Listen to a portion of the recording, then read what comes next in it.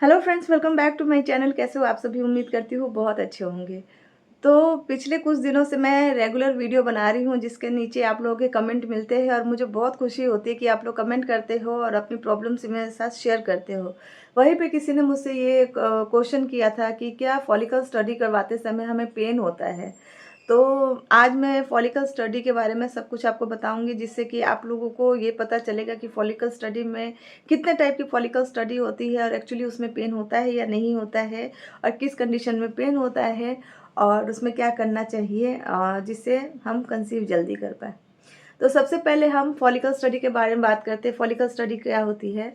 हर female body में ना egg बनने की जो प्रोसेस होती है उसको बोलते हैं फॉलिकल्स।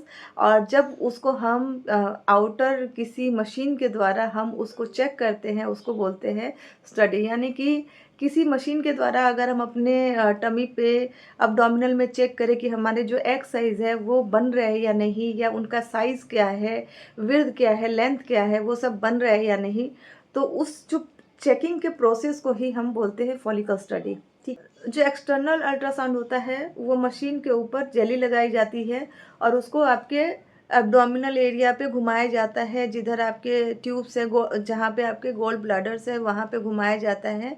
आपके गर्भाशय को चेक किया जाता है ऊपर से कि उसमें एक्स बन रहे हैं या नहीं।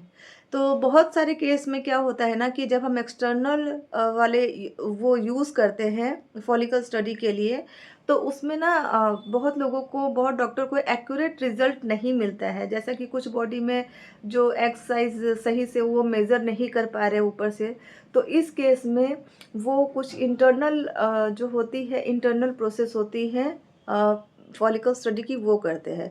अब वो कैसे करते हैं? वो एक उनके मशीन में ही एक प्रोडक्ट होता है, एक मतलब मैं आपको बताती हूँ, जस्ट एक लंबा सा कुछ ऐसा होता है जो आपके वजाइना के थ्रू आप में इंसर्ट करके वो जो एक्स है आपके चेक किया जाता है कि एक्स का साइज़ कितना बना है, क्वालिटी कैसी है, उसका विड्थ, उसकी लेंथ वगैरह सब कुछ वो चेक करते हैं। अब ये जो एक्सटर्नल जो प्रोसेस होता है उसमें तो पेन बिल्कुल नहीं होता है।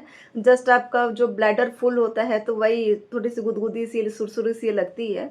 बट जो इंटरनल अल्ट्रासाउंड होती है उसमें बहुत लोगों को पेन होता है और बहुत लोगों को नहीं भी। एक्चुअली में अगर आप सेक्सुअली आप इन्वॉल्व हो तो आपको पेन नहीं होना चाहिए, लेकिन अगर बहुत लोग क्या होता है ना कि इसलिए भी पेन होता है कि एक तो हमारा माइंड एक्सेप्ट नहीं करता है कि डॉक्टर के सामने अपने इंटरनल वजाइनल के थ्रू हम करवाए। और दूसरा चीज़ क्या होता है ना, वो जो चीज़ होती है, मैं यहाँ पर एक फ़ोटो दूंगी, आप लोग चेक कर सकते हो। वो जो इंटरनली अंदर जाता है तो वो कोई फ्लेक्सिबल चीज़ नहीं होती है, वो एक नॉर्मल एक प्रोडक्ट होता है। मैं आपको कैसे समझाऊँ, उसका नाम मुझे याद नहीं आ रहा है। वो अंदर डालने पर ना उसको जब ऐसे ऐसे मूव किया जाता है ना, वो एक्सरसाइज को देखने के लिए, तो वो थोड़ा सा अजीब सा अंदर मुझे हिचकिचाहट होती है। तो उसकी वजह से वो थोड़ा सा पेनफुल हो जाता है। मतलब बॉडी में पेन बेशक ना हो लेकिन माइंड में पेन होता है। लेकिन मैंने यहीं पे बहुत लोगों को ये भी देखा है कि उनको पेनफुल प्रोसेस उनको लगता है, ये प्रोसेस पेनफुल है। मैं अपना बोलूँ कि मेरा फॉलिकल स्टडी में तो वैसा कुछ नहीं हुआ था, लेकिन मेरा एक बार मिसकैरेज हुआ था। तो अंदर वो कुछ सिस्ट वगैरह या जो मिसकैरेज के कुछ पार्ट्स वगैरह ना रह गए हो, उसको चेक करने के लिए मेरे अंदर वो वाली चीज़ डाल के देखी गई थी। तो मुझे उसका नॉलेज है और ये प्रोसेस मेरे लिए पेनफुल था, क्योंकि शायद मैं उन समय मेंटली डिस्टर्ब थी। मेरा मिसकैरेज हुआ था तो मैं बहुत मेंटली डिस्टर्ब थी। और दूसरा जिसके सामने वो हो रहा था वो एक्चुअली ओन रिलेटिव में, इन लॉज रिलेटिव में थे, तो थोड़ा सा हेजिटेशन था, मैं कंफर्ट नहीं हो पा रही थी। इस वजह से भी शायद मेरा ये पेनफुल प्रोसेस था। लेकिन एक्चुअली में जो सेक्सुअली एक्टिव होते हैं उनको ये पेन नहीं होना चाहिए।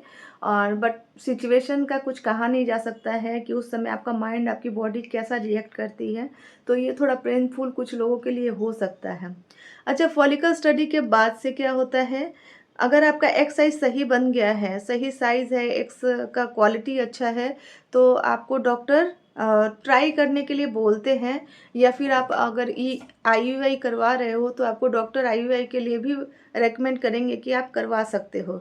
लेकिन अगर साइज़ वाइज सही नहीं बना है तो उस महीने में डॉक्टर आपको मना करते हैं कि आप नॉर्मल तो ट्राई कर सकते हो, लेकिन IUI या IVF में नहीं जा सकती इस समय, क्योंकि कंसीव करने के लिए एक सही साइज़ का एग्स बनना बहुत ज़रूरी है, जिसकी लेंथ, विड्थ सब कुछ सही हो और क्वालिटी भी अच्छी हो एग्स की। तो ये सारी चीज़ें डॉक्टर चेक करने के लिए ही फॉलिकल स्टडी को करते हैं।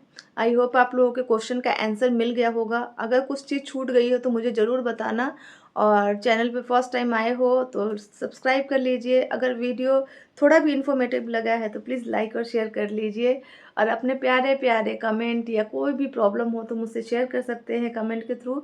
मैं आप सभी को आंसर ज़रूर करूँगी, और जितना जल्दी हो सके उस टॉपिक पे वीडियो ज़रूर बनाऊँगी। तो चलिए दोस्तों, फिर मिलते हैं अपने नेक्स्ट वीडियो में। Till then bye bye.